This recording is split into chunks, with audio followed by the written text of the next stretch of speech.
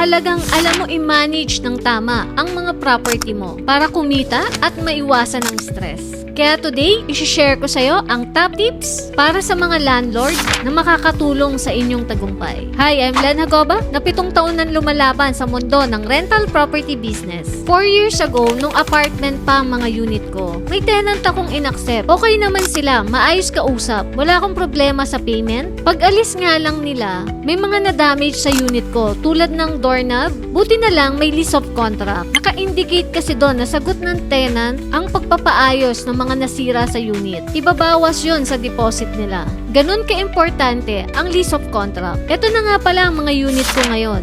Na-innovate ko na into transient house. Ang Len Transient House dito sa Lucena City. I-share ko na sa inyo ang top tips para maging successful sa pagpapaupa. Number 1, pumili ng tamang tenant. Huwag kang magmadali sa pagpili ng tenant. Siguraduhin magsagawa ng background check, credit check, at alamin ang kanilang rental history. Mas mabuting maghintay ng tamang tenant kaysa magkaproblema sa hindi maayos na renter. Number 2, gumawa ng malinaw na lease agreement. Siguraduhin detalyado ang kontrata. Kabilang na ang petsa ng pagbabayad ng renta, maintenance responsibilities, house rules, malinaw na kasunduan, ang susi para maiwasan ang hindi pagkakaunawaan. Number 3, panatilihing maayos ang property. Ang maayos na property ay appealing sa maayos na tenant. Regular na inspectionin ang property at agad na ayusin ang mga sira para mapanatili ang kalidad nito. Number 4, magkaroon ng maayos na komunikasyon. Panatilihing bukas ang komunikasyon sa iyong tenant. Agad na aksyonan ang kanilang concern. At maging professional sa lahat ng oras. Magandang relasyon sa tenant ang susi sa mahabang pagpapaupa. Number 5, iset up ang tamang sistema sa pagkokolekta ng renta. Gumamit ng